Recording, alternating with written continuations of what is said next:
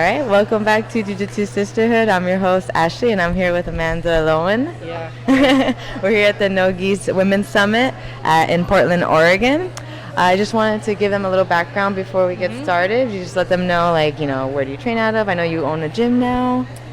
Just let them know a little bit. Or soon. Okay, let them just give them a little background about you. I've been training for a little over 14 years. I started in Portland, and then I've been at 10th Planet Portland for the last 5 or 6 years.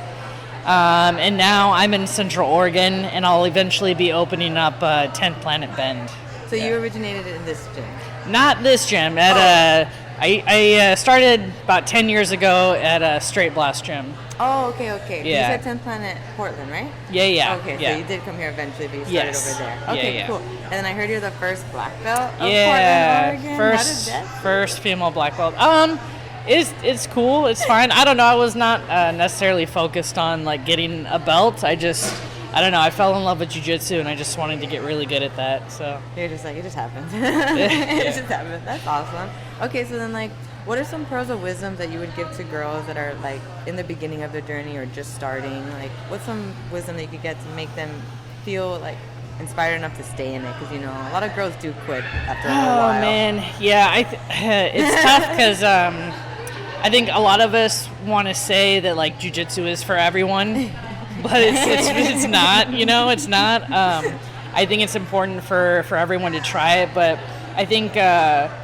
The gym that you're at, it should always feel welcoming, I think a good sign of a healthy gym is to have many different walks of life, men and women, obviously. I don't know, I don't think you have to have a kids program, but you should see more than one girl training, and if other girls aren't staying, then maybe something is a little bit peculiar. Yeah, ask yourself why. Yeah, ask yourself why. Okay. But I don't know. I think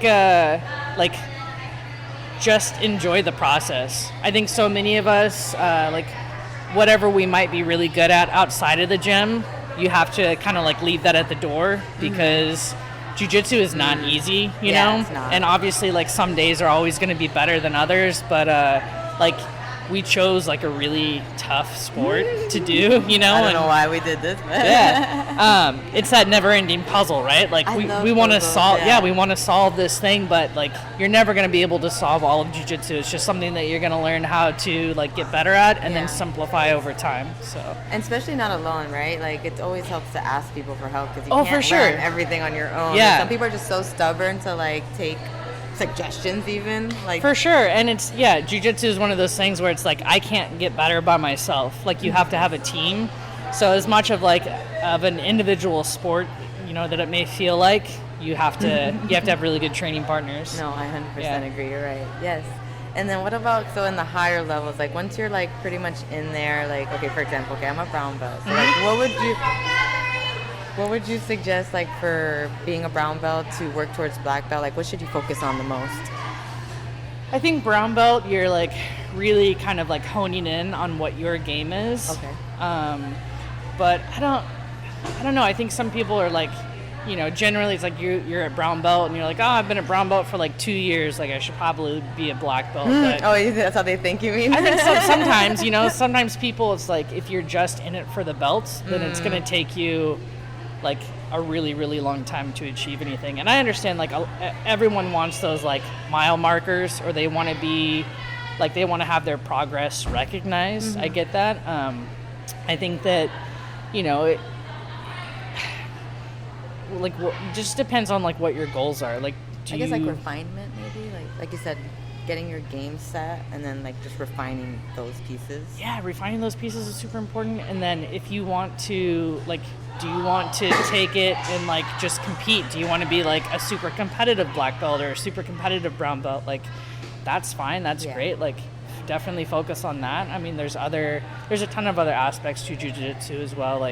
Being able to coach is a completely different skill than being able to compete, right? Definitely. I've seen really high level competitors and they can't teach at all. And that's not their fault, but it's because they've been focusing on themselves for how long, right? And it takes practice. Yeah. So I think at brown belt just continue falling back in love with falling back in love with that jiu-jitsu, right? Because you see the white belts, you know, and they're in that honeymoon phase. They're like, I'll come like 4 times a day, 7 days a week, and then like you see them kind of like peter off a little bit. So just remember, like, you want to be in this for forever. So find those ways where you're like, oh man, like whether it's coming to like a camp or a seminar, like I always get rejuvenated when I do these things. I'm like, oh, like, and all the little techniques, you know, it's like sparks other things, and I'm like, oh, I can add that right away. So you benefit too from these seminars. Oh, absolutely. Like, you get little tidbits too. Everybody I roll with, like, I don't want to just, you know, like, I want to take what they're giving me too. I don't want to like just give, and everything that every one of the coaches, you know, taught, like, there's a piece I always try to take away. I noticed that too. All of you like covered like an area that I kind of do, but you just like shifted so it's a extra little change. bit. Yeah. I was just like, I need to write all this down. For sure. That's awesome.